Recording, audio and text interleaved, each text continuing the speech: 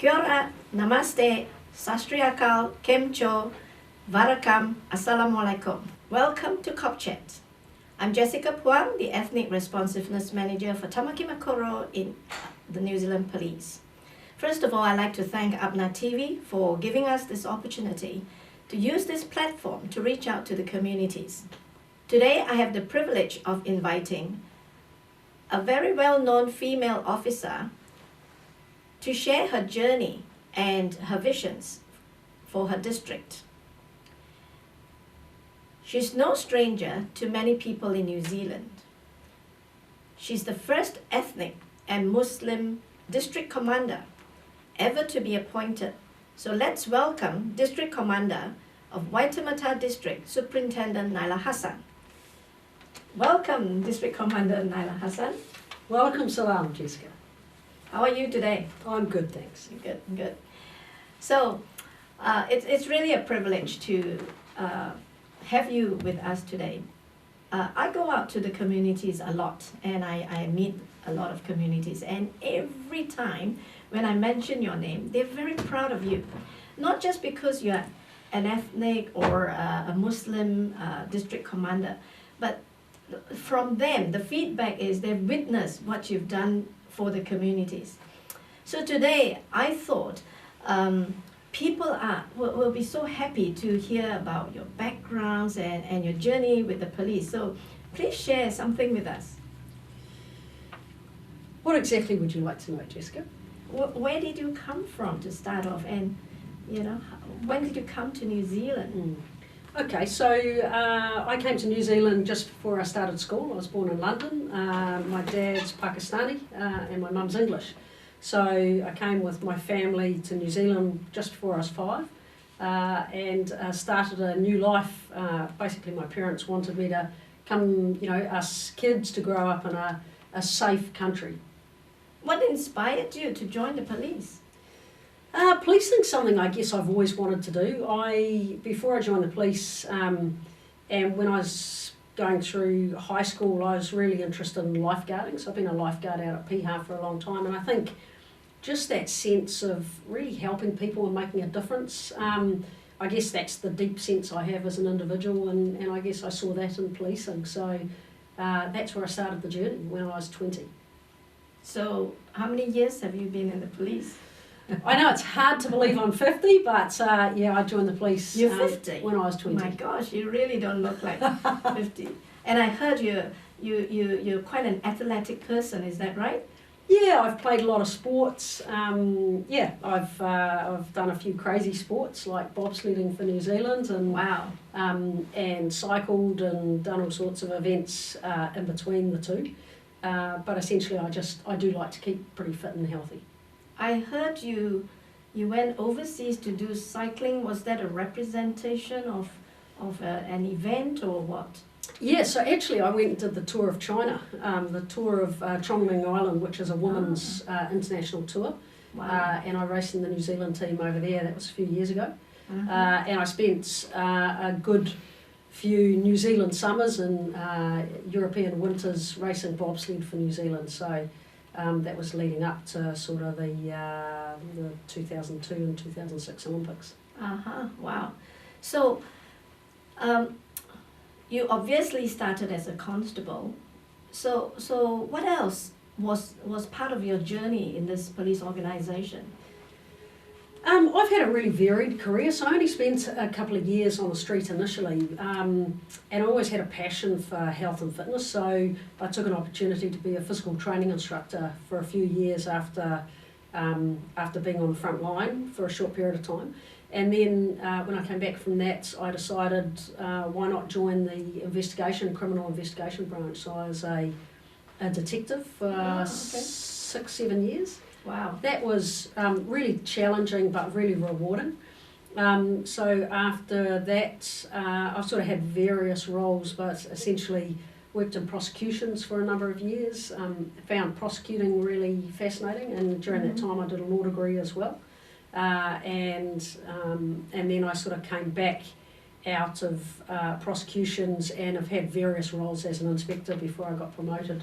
So I've been an area commander and worked in Auckland City, So I've had a feel for a number of districts, worked in Auckland City, went down and worked in Waikato for a couple of years Right. as an area commander, came back to our very ethnic part of Tamaki Makaurau, and that was working out of Mangere. So I covered Otahu, Papatoi, Mangere sort of area as an area commander, and then got promoted 7 months ago to district commander here in Waitemata. Wow, that's a vast experiences you have within the police. So being a female officer and an ethnic officer, what were some of the challenges you would have faced or you have already faced? Yeah, I think there has been challenges, and it's most of them are internal challenges, I think, Okay. with myself. So when I first joined, there was very few females in the New Zealand Police, and I think that in itself is a challenge because you've got to find who you are in a male-dominated working environment, and that can be quite challenging, particularly when you're young. Yeah. So, and you're quite influenced. Having said that, I was playing competitive sport, so it kind of gave me an easy out for not, I suppose, socialising and doing what everyone else was doing. But I, you know, and I've only kind of faced it a few in the last 5 years, is that I spent many years not letting anyone know I was Muslim. All right. So people knew I had an Eastern background, but they didn't realise I was Muslim. And I think, it was one of those personal things that you kind of want to leave at home when you go to work because you kind of want to fit in. Eventually, and for me, it took me far too long to say it's okay to be different. It's okay to have diversity in the workplace. Mm. And I think the New Zealand Police changed probably about 5 or 6 years ago significantly when we got, in 2014, we got a new value in diversity, as you know, That's right. one of our core values. And I think the Commissioner really gave us the licence to value diversity and inclusion. Mm. And as a result of that, and it was around then, or maybe a year or so before then, that I had a supervisor who said, you really need to be proud of who you are, and a little bit of deep thinking and realising where I was and how, more than anything, more influential I was as a female, as an ethnic officer, but as an inspector as well, and the difference I can make for all those people that follow and I want to follow in my footsteps. So it was about time that it was step up or step out, in terms of what I stand for.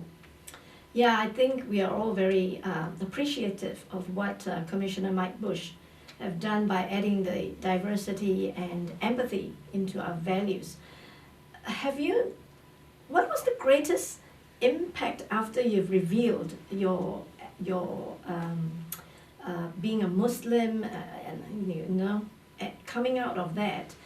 What was the most memorable impact that you think you've given to the people? I think, so there's two parts of it. One is the impact on me was significant because I couldn't believe the number of people at every level in the organisation that reached out to me and said, wow, that is just awesome that you've said that. I never knew, and so proud of you. But the second part is the impact I now have on others to say, this is how we are, this is the welcome I got, and this is the difference we can make as ethnic people, as females in our organisation, and therefore giving them a licence to bring the real them to work. So we talk about being authentic as a leader, but we talk about being authentic at every level in the organisation. Who you are at home actually is who you should bring to work. So whether that's being a mother or a father, whether it's, so it doesn't matter whether it's gender, whether it's ethnicity, whether it's age, whether it's social context, bring the person you are, because that's the person we liked and wanted to join the New Zealand Police. So continue to be that person. Don't try and be like everyone else. Yeah. I actually deliberately asked the district commander this question so that all of you can hear from the horse's mouth. But actually, when I go out to the communities, we are already seeing quite a few female Muslim people who have already put up their hands to want to join the police simply because of your role modeling. Yeah. So if you want to join the police, please come. So now let's talk a little bit about Waitemata District. So can you share with us where exactly is that boundaries when we talk about this district? Yeah, so Waitemata District essentially starts at the Harbour Bridge and it goes north through to Mangawhai Heads, so way up north, cross over to just north of Kaiwaka, which is sort of Brenderwins, and back down all the way down the west coast through to New Lynn. So it's it is, and everything in between that. So the North Shore, all the west coast beaches, all the North Shore beaches, all the way up to Mangawhai and Kaiwaka. So it is the second biggest district in the country, or second most populated district in the country. Oh, okay. So now that you've already been in the district for slightly more than 6 months? Yeah. What do you think you like most about this Waitemata district? The things I guess I like is the diversity, and that's, so one part is about the communities. We've got a really diverse community, and whether it's ethnicity or culture or faith, it really is, it's chalk and cheese. So not only that in terms of the people, but also the actual physical environment. You've got the wild west coast beaches, you've got the beautiful east coast beaches, and everything in between. So you've got really diverse communities, and I think that's a great thing, and that's also quite a challenge. Okay, so are there any challenges that you actually could see that we need to do something about it? Yeah, so the challenges in Waitemata really are making sure that we respond to the needs of the community. So our motto in New Zealand Police is safer communities together, as you know. And our purpose is to be safe and feel safe. And that's inclusive of every single person. So how do we connect with our communities in a way that they feel safe and that they are safe and that they have the trust and confidence of the New Zealand Police? Sure. So with now that we heard about the likes and maybe those challenges, what do you hope to achieve? Your vision, the goals for Waitemata District? It's kind of, in a way, it's so simple. It's that everyone is safe and feels safe in the district. But I want them to be able to feel that they have confidence in the New Zealand Police, most of all. So when we talk about trust and confidence, it's about trusting us that when you call us, we will be there. Trusting us as an organisation and as individuals. And that's why it helps reflecting your community in terms of, say, ethnicity. We get our mandate to police from our communities. Mm-hmm. That mandate from our communities comes from connecting with the communities. The way we connect with the communities is we are a fair reflection of those communities. So that's what I mean by trying to have a multicultural policing service to make sure we connect well with our multicultural communities. So, I suppose my goals are that everyone feels they can pick up the phone, they trust the New Zealand Police, and actually they have confidence in us. So they know if they pick up the phone and they need us, we'll be there. If they pick up the phone and want some advice, we're there to give them the advice. As you know, we've got 2 numbers now. We've got our 111 emergency number, and then we've got the non-emergency number. So everything else you want to speak to the police with is that new number, that 105. Sure. You just mentioned that you would like the community to trust us, that when they call us, that the police will be there. And sometimes the police cannot be there. What advice would you give to the communities if the police actually cannot be there when the time they call? It depends on what sort of situation it is. So our advice, my advice would be the police assess everything in terms of seriousness and need.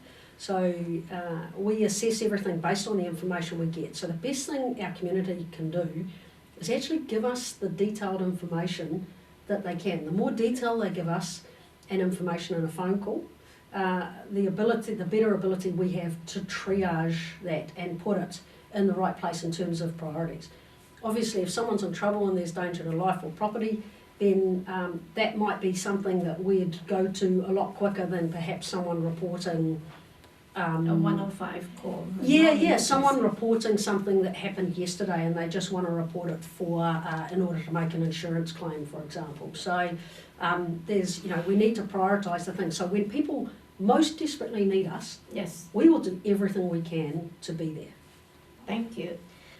So I really like the way you said, it's about safer communities together. So how can the communities work together with the police to achieve this? Yeah, so it's about supporting us, but we're actually supporting them. Yes. So ultimately, at the end of the day, what we want to do, and I talk about be safe and feel safe, we need to know what the problems are in the community in order for us to achieve what the community needs of us. So we need to be informed, we need to know what the intelligence picture is telling us all the time. Now we can get that, and the more information we have, the better we can accurately deploy to the needs of the community. So capable guardians is something that we really value. Now capable guardians could be neighbourhood support, it could be our community patrols, it could be security guards doing their rounds. All of those people coming and feeding into what we call our intelligence cycle, so that then we can deploy in a manner that is the smartest way, so that we deploy to the right place at the right time in order to prevent crime and also make our communities feel safer. District Commander, I work with you in the same station, and I know you work long hours, but you're always so upbeat and you never look tired. Now, can you please share with us that secret of yours? There's no secret, Jessica. Yes. Look, it's about loving your job. I've got a passion, just an absolute passion for policing. Yes, I've been doing it for 30 years, but every single day I wake up, I just can't wait to get to work because I love policing. I love it because I know the difference I can make to our community, but also the difference I can make to our staff. And as a leader, it's my job to make sure that I lead in a manner that gives our staff energy and engages our people, because there is nothing more valuable than our people in the organisation. So I'm here to support our people, our police, sworn police officers, but also police employees, and you'll know that yourself. Yes. The unsung heroes that do all the background work, that sit in the back offices like our file management centre, our typists, people like that probably don't get the recognition that they deserve. So for me, it's about, I'm energetic anyway. I got bundles of energy. And You always have that beautiful smile. Okay, let's put the police aside. As just yourself, I would really like you to talk to our female audience about just inspire them with your being you. So I think if we're talking about inspiration, I think the big thing is that you are yourself. If you've got a passion, it doesn't matter what you want to do. Passion equals talent for me. If you're passionate about something, you will achieve it. So whether you strive for a goal, you want to join a job, you want to be an athlete, you want to be the best mother in the world to your children, everything's about passion. So if you're passionate, you'll be inspirational. And at the end of the day, everything is about people. So things come and go in life, but nothing is more important than our people. So whether that's your family, whether that's the people you work with or that work with you, like our police family, or whether that's our community. So, yeah, just be yourself. And some of you may wish to know that I have witnessed District Commander looking after victims of Christchurch, going to hospital every day for not just 1 week or 2 weeks, every day for many months. And until now, she's still very, very close with the family. So this is something that really touched my heart, and it's absolutely inspiring being that role model for us. So that's all the time we have for today. Thank you very much, District Commander. It's been really, really inspiring. So tune in the next time where I will be chatting with Inspector Shannon Gray about public safety. Your feedback is important. Thank you for watching Cop Chat.